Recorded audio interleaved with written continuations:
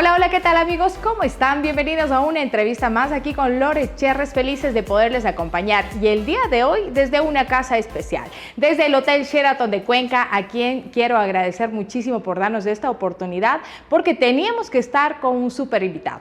El invitado de hoy, Juan Fernando Velasco, por supuesto que no podía faltar en la entrevista con Lore Cherres. Juan Fernando, bienvenido, qué gusto de tenerte. Gracias Lore, muchas gracias por venirte hasta acá a verme y por encontrarnos aquí en Cuenca.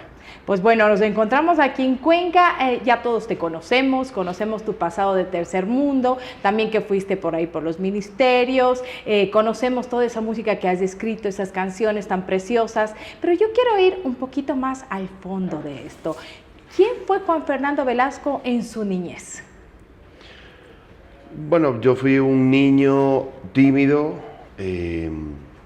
hijo único de papás divorciados, perdón, entonces muy mimado por los papás, por las abuelas, por los abuelos, por los tíos. Mi papá falleció cuando yo tenía 6 años, entonces yo creo que eso también me marcó en la vida. Fui un niño migrante, ¿no? A los 6 años mi mamá fue a estudiar su doctorado a México y cargó conmigo, entonces salí de Ecuador cuando tenía 6 y volví casi cuando tenía 15. Imagínate. Entonces aprendí a vivir como migrante, a vivir y a extrañar tu familia, tu país, pero también a tener una comprensión más global del mundo. Siempre esto, por ejemplo, ha hecho que yo, cuando me preguntan acerca del Ecuador, yo siempre digo que yo lo veo el Ecuador como único, ¿no? No lo divido en regiones. Cuando estoy en Guayaquil me siento en casa, tanto como en Quito, como en Cuenca. Y eso tiene que ver también con esta perspectiva, creo que te da el haber vivido fuera de tu país, ¿no? ¿En qué ciudad de México viviste? En el DF. ¿Qué te dejó esa impronta de esa ciudad tan grande, llena de habitantes, con otros colores, otros sabores? ¿Qué recuerdas de eso?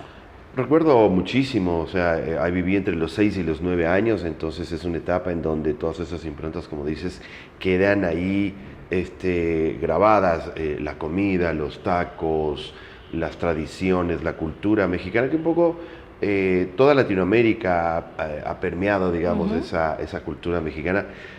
Porque por el Chavo del Ocho, por las películas, por todo lo que nos ha llegado siempre de México, ¿no?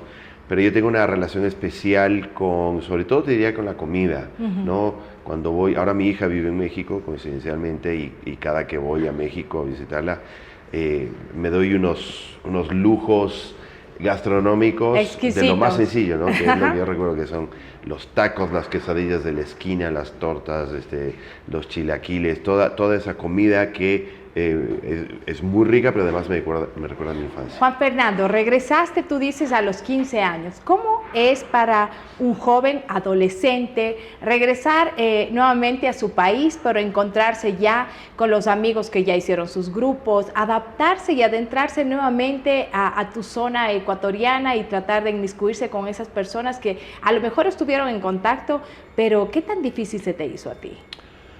No me quedaba ningún amigo imagínate, a los 6 años, uno no ha construido todavía amistades sólidas.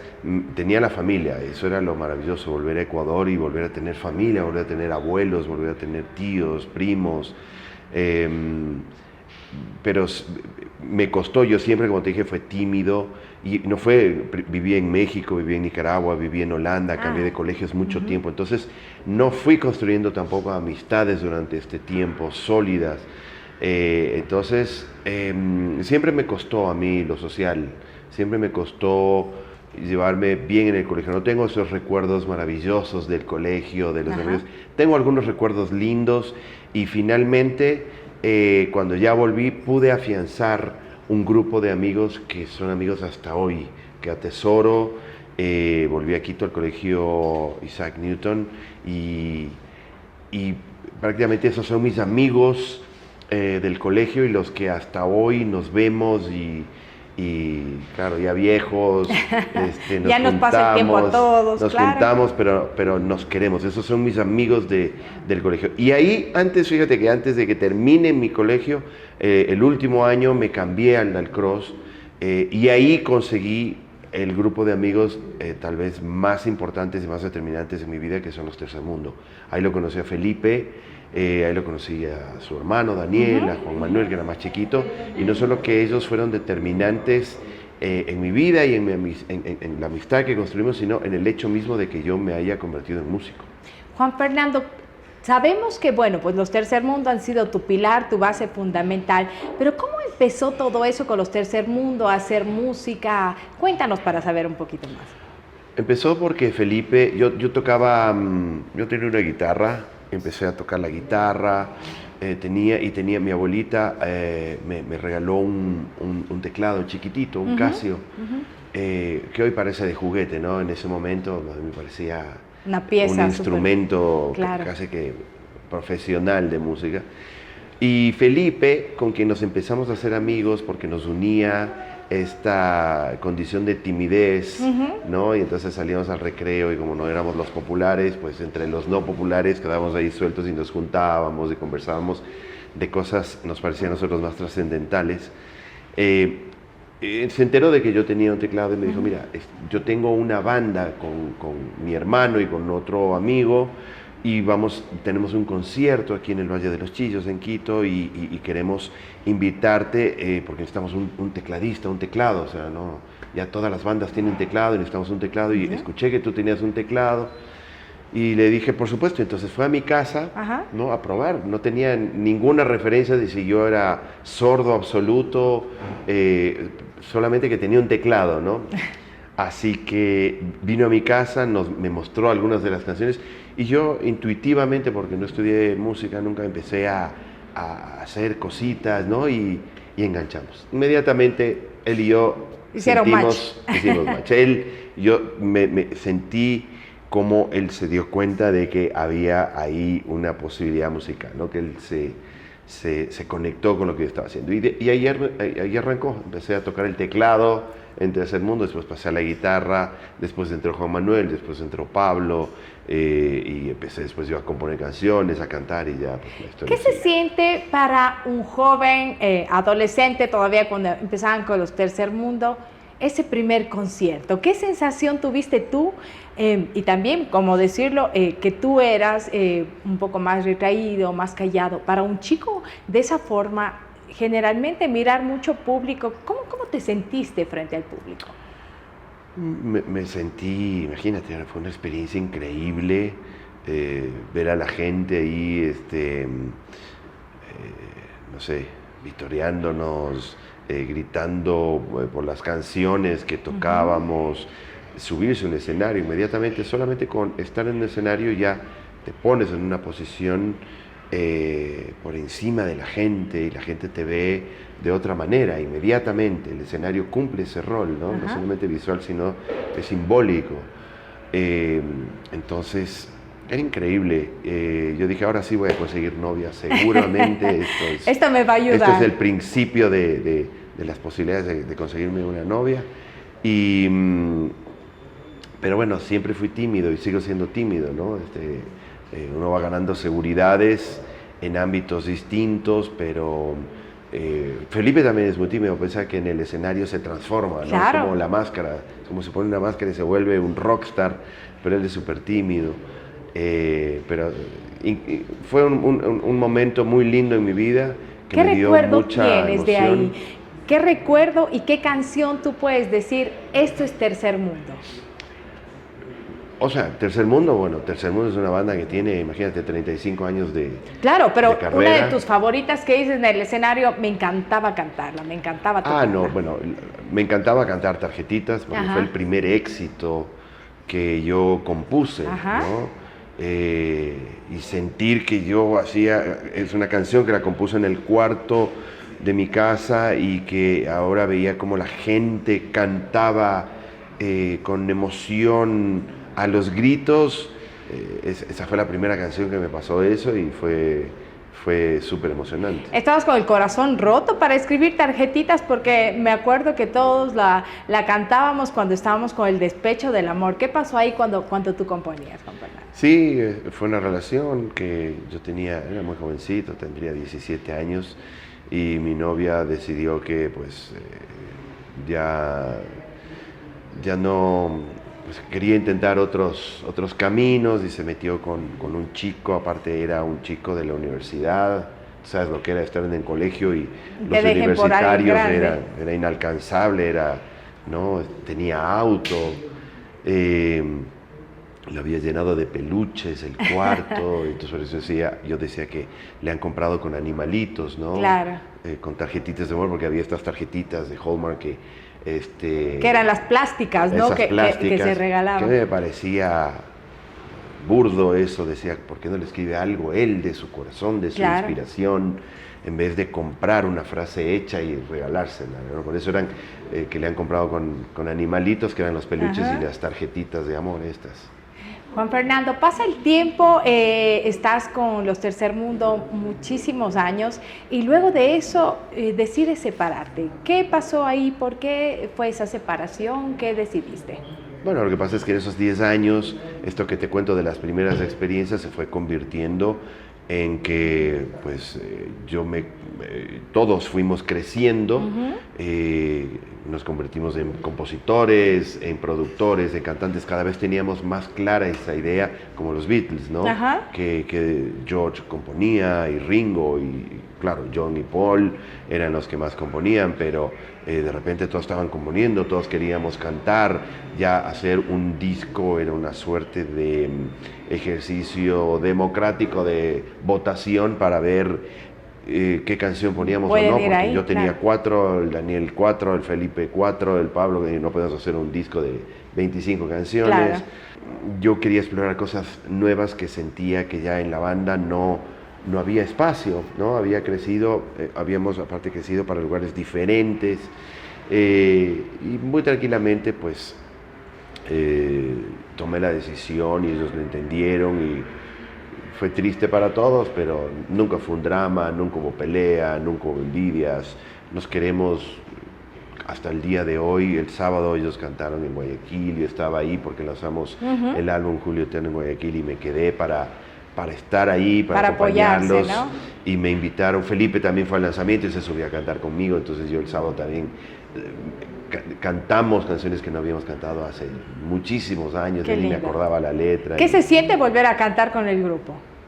Increíble, porque nos entendemos, es que no solamente crecimos musicalmente, sino que crecimos como seres humanos, como personas. No hay nadie que entienda mejor los chistes que nosotros mismos entre nosotros, porque imagínate 10 años pasar de los 17 a los 27. Como tus hermanos, todos, creciste. Claro, exactamente, es lo que yo siempre digo, son unos amigos que se convirtieron en hermanos, crecimos juntos, nos enfrentamos a la adultez juntos, vivimos el proceso de enamorarnos, de casarnos, de tener hijos, entonces, nada, tenemos una comunicación, una conexión como hermanos que no necesitan ni siquiera ser explícita con respecto a nada. Juan Fernando, en el momento en que ya te separaste, pues bueno, en buenos términos, y porque claro, uno va madurando, quiere otras cosas, tal vez en algún momento sentiste y dijiste, ¿qué hice? ¿Dónde veo mi rumbo? ¿O ya tenías algo fijo de lo que querías hacer y estabas bien claro en eso? No, yo empecé a estudiar economía. De hecho sentía que la música era muy bonita, pero que mi camino estaba por la economía. Yo quería ser economista como mi papá, que falleció cuando tenía 6 años, y como mi papá adoptivo, ¿no? Que llegó a mi vida y que también era economista y que hasta ahora le digo papá, que me ayudó a suplir ese rol de padre que no pudo hacer mi papá, digamos, de sangre. Entonces yo quería ser economista y quería ser un científico social, y renegaba de la música, ¿no? Decía, no, del músico me voy a morir de hambre, aparte no soy ni tan bueno, o sea, yo me sentía... ¿No te sentías seguro? No me sentía seguro, hasta que me fui convenciendo y sobre todo la música me fue enamorando, ¿no? De repente yo estaba estudiando economía y tenía unos profesores, algunos pocos buenos, pero en general malos profesores que no hacían que me apasione con lo que estaba estudiando, no te llenaba, ¿no? No, era toda esta educación basada en la memoria. No fue bonita la experiencia. Y mientras tanto con la música estábamos produciendo, componiendo, dando conciertos, nos ganamos un premio el grupo Revelación, creo que era, no me acuerdo. Entonces me fue enamorando la música. De ahí dije, no, me voy a pasar de economía, está muy lejana la música que me gusta, entonces voy a empezar a estudiar comunicaciones. Estudié un semestre de comunicaciones y ahí hasta me fui a Nueva York a estudiar comunicaciones un año. Y cuando estuve allá dije, no, estoy pensando todo mal, lo que más me gusta hacer es música, así que bueno, voy a dedicarme a la música. Tuve esa capacidad o esa clarividencia de entender que uno tiene que hacer lo que le gusta realmente.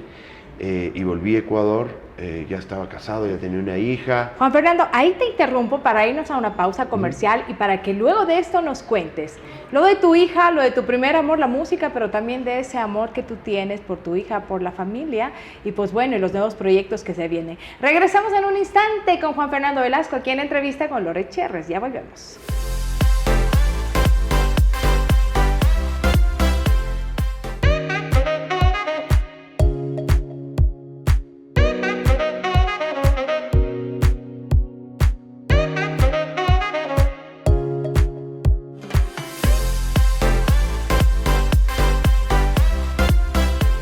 Seguimos en la entrevista con Loret Cherres. Voy con un invitado muy especial, Juan Fernando Velasco, que ha venido hasta la ciudad de Cuenca y hemos tenido la oportunidad de poderlo nosotros visitar aquí en el Hotel Sheraton, a quienes agradecemos. Y nos estabas contando de esta trayectoria, hablaste de tu amor por la música que te enamoró, pero de una forma muy grande, hasta dejar economía, comunicación. Pero cuéntanos, Juan Fernando, este tema también del corazón, lo llenó tu hija, tu pareja de ese momento. ¿Cómo fue tener una hija a una edad joven como tú? Yo siempre digo que los hijos llegan cuando llegan, ¿verdad? La Cami nunca fue un estorbo, nunca fue una barrera ni para mí ni para su mamá. Nos ayudábamos mutuamente porque a veces no dicen eso, claro, no es un estorbo porque es el papá, pero la mamá es la que se queda ahí y lo hace todo, ¿no? No, a veces, para claro. nada. O sea, de hecho la que estudiaba en ese momento era la mamá de la Cami. Y yo me quedaba con ella, incluso me la llevaba a los ensayos. Y los hijos se adaptan a tu vida, ¿no? O sea, hay cosas que pues, no son negociables. Los enanos tienen que dormir a cierta hora, no puedes hacer cosas que sean demasiado extremas para ellos, pero ella, por ejemplo, nosotros estábamos ensayando, hay un recuerdo que tenemos todos los tres del mundo, ensayábamos ahí con los amplis a toda madre y ella estaba en su gabinete dormida, ¿no? Imagínate. Dormida, y me acompañaba y siempre la pude disfrutar, ¿no? Siempre pude disfrutar de la Cami y agradezco haberla tenido tan joven porque son más años que poder disfrutarla, ¿no? Y ahora soy un papá joven, ella ya es una mujer adulta. ¿En qué edad está la Cami? Tiene 32 años. Imagínate. La Cami.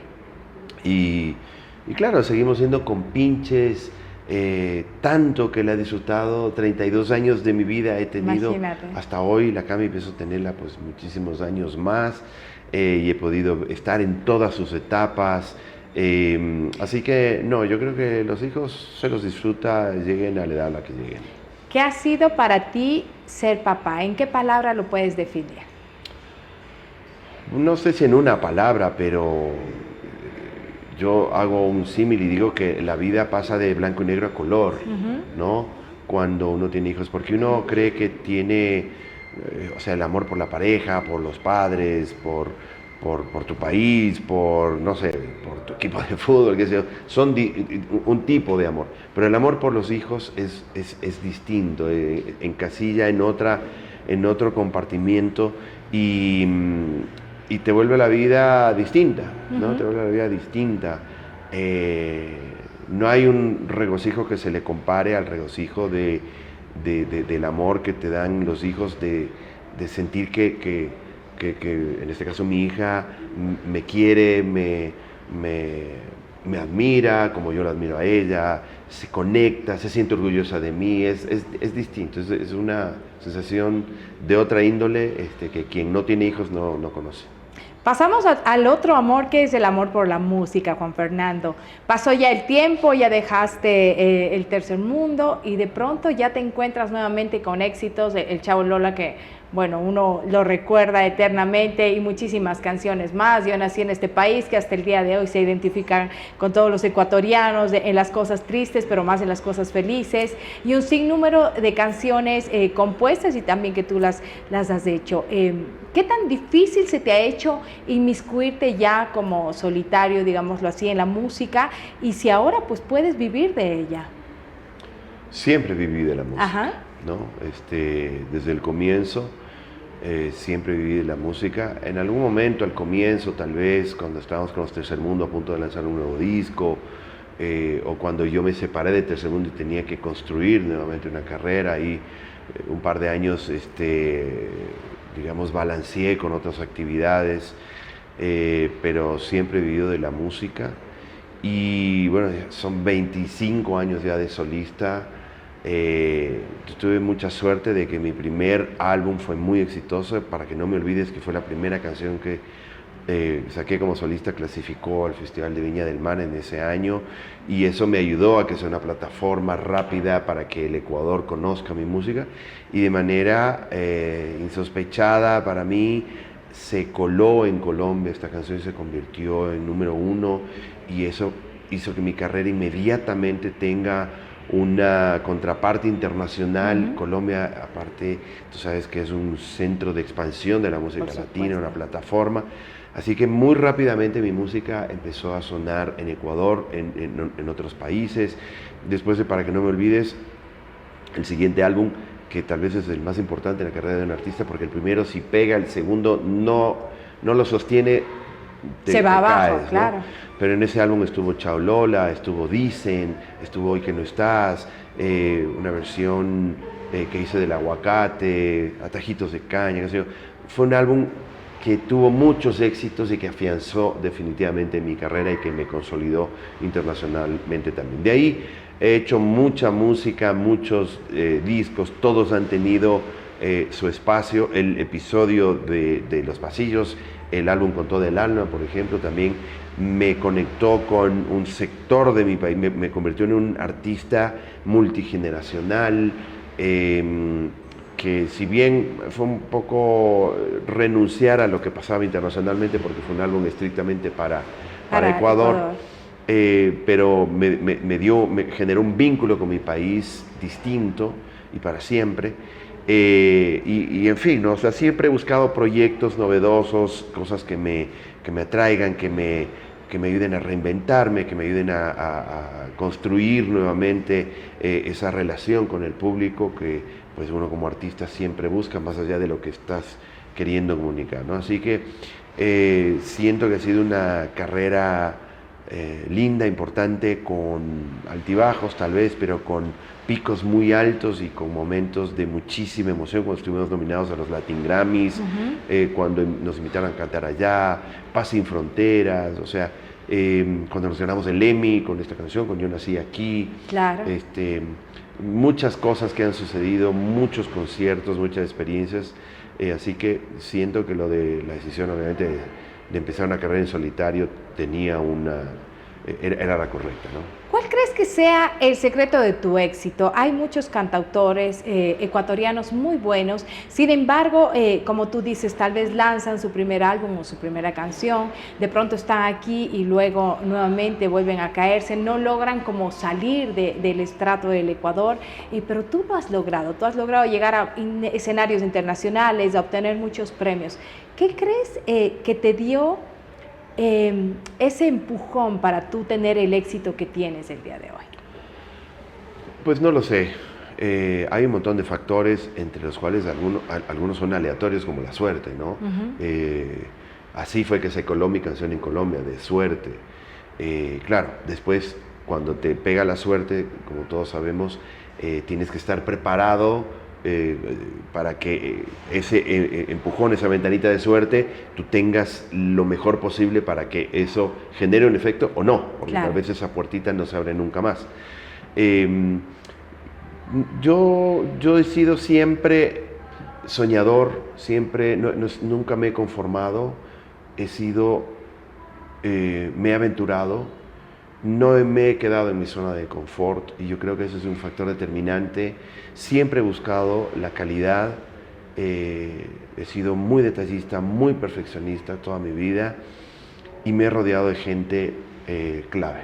Yo creo que esas son las cosas que han definido el éxito, digamos, en mi carrera, ¿no? Esos factores. Y quiero hacer énfasis en no quedarse en la zona de confort y siempre buscar algo distinto. O sea, cuando yo he encontrado el éxito, inmediatamente he buscado algo diferente. O sea, el primer álbum exitoso fue Para que no me olvides. Y el segundo yo podría haber dicho, bueno, vamos a hacer todas canciones parecidas a Para que no me olvides. Claro, para seguir la línea. Pero hicimos canciones, hice una cumbia que es Dicen, ¿no? Hice Chao Lola, que quién sabe qué será eso, ¿no? Una balada de otra índole. Y después hicimos, en algún momento de la vida, cuando ya estaba consolidado con el pop, hago un álbum de pasillos que no tiene nada que ver con lo que venía haciendo. He incursionado en ritmos distintos, hice un álbum que se llama Popular, que es mi música en versiones regional mexicanas o regional colombianas. Y ahora finalmente este último álbum es una incursión en hacer duetos con Julio Jaramillo, ¿no? Julio Eterno, ¿no? Que Eterno. Es justamente lo que ahora estás haciendo y como tú dices, vas cambiando, vas incursionando. Cuéntanos de Julio Eterno. Bueno, Julio Eterno es un proyecto súper ambicioso, osado, que es traer la voz original, intacta de Julio, de esas grabaciones de antaño, volver a grabar todos los instrumentos, hacer una nueva producción y hacer un dueto un álbum de dúos con él de 5 canciones, ¿no? Gracias a la inteligencia artificial, herramientas perfeccionadas en los últimos años, permiten separar, extraer, ¿no? Esa voz de Julio maravillosa de los instrumentos como lo grabó hace 50 años, claro. ¿no? Y permite, es como traer a Julio al estudio hoy en el 2025 y hacer un álbum con él. ¿Cómo se inspiraste o más bien cómo es que te vino la idea de revivir a Julio? Porque si bien Julio Jaramillo, un ícono para todos nosotros, con su música está siempre presente, nadie puede decir que no conoce a Julio Jaramillo, tal vez las nuevas generaciones, aunque en ellas también, en las guitarreadas ya se les inmiscuye este tipo de música. ¿Cómo así se te ocurrió o a quién se le ocurrió, Juan Fernando? A mí, pero no fue revivirlo, porque Julio está vivo, ¿no? Julio está vivo. Por eso son duetos desde la inmortalidad, o sea, Julio es inmortal. Surgió porque me enviaron un track, una disquera colombiana con quien estábamos en conversaciones para este álbum Popular que te conté, en donde estaba la voz solita de Julio. Y yo no entendía cómo lo habían hecho, claro, ¿no? Después me enteré de que era a partir de estas herramientas que te cuento de inteligencia artificial que habían podido sacarlas. Yo en principio dije hay que hacer un disco con esto, pero no me sentí seguro de ser parte del disco. Yo quería hacer un disco de Julio, producirlo, traer su voz y regrabarlo y demás. Pero en mi entorno me dijeron, no, tienes tú que grabarlo, tú tienes que ser quien esté ahí al lado de Julio. Y a mí me parecía un poco pretencioso eso, ¿no? Pero me fui convenciendo hasta que finalmente dije, bueno, vamos a hacer un álbum, se va a llamar Julio Eterno. Me vino hace como un año, dije, vamos a hacer el álbum, va a ser de esta manera, se va a llamar Julio Eterno.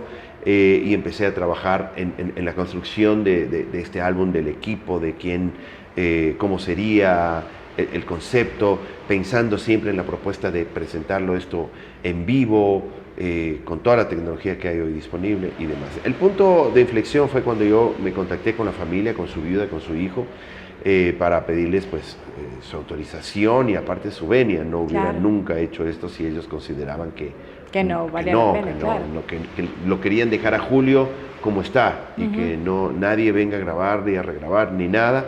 Pues bueno, si hubiera sido ese su deseo, habría que respetarlo, por supuesto. Pero no, estuvieron abiertos a esta idea y sobre todo me impulsó el hecho de que me dijeron, mira, solo tú lo podrías hacer. ¡Ay, qué lindo! Sí, solo tú lo podrías hacer. No, si fuera otra persona ni siquiera lo pensaríamos, ¿no? Así que sí, tú sentimos que eres la persona que puede darle a este proyecto el realce y que va a tratar con el respeto y con la calidad y con la trayectoria que tú tienes que nosotros esperaríamos para el legado. La tecnología ahora nos ayuda muchísimo, la inteligencia artificial. Sin embargo, es complejo poder hacer este dueto, podríamos decirlo, con tecnología y contigo aquí con tu voz utilizándola. ¿Es difícil? No, es muy sencillo. Es un proceso muy sencillo el de extraer la voz. Lo que es difícil es hacerlo bien en términos del concepto musical, de la propuesta, de la producción, fíjate que el desafío era, bueno, vamos a hacer unas versiones nuevas de estas canciones de Julio, la voz no la vamos a alterar, ni en tiempo, ni en ritmo, ni en tonalidad, ni en nada. La dejaron intacta. Intacta. Pero sí, hay que volver a grabar los requintos, va a haber requintos, no va a haber requintos, vamos a hacerla más moderna, menos moderna, le ponemos batería, no tenía originalmente batería, claro. Le ponemos batería, le ponemos un bajo eléctrico, o será que nos estamos yendo muy modernos, entonces encontrar ese equilibrio, ese fue el verdadero desafío. Juan Fernando, ¿es un disco completo? ¿Son algunas canciones? ¿Cómo es este tema? Es un EP, es un disco de 5 canciones, en las que están 5 centavitos, que es la canción con la que lanzamos el proyecto, de la cual hicimos un video también. Está en Nuestro Juramento, No me toquen ese vals, Ódiame y Rondando tu esquina.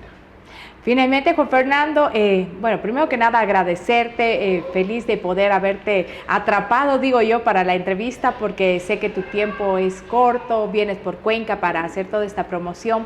¿Qué les podrías decir a todos esos ecuatorianos, algunos que todavía no están muy orgullosos por ahí de ser ecuatorianos, y de tu parte que siempre hemos sentido ese orgullo por serlo, ¿no? Por ser ecuatoriano, por estar aquí, por dejar el nombre de nuestro país en alto, porque si bien vives en el exterior, siempre estás inmiscuido? ¿Qué les dices a todos ellos?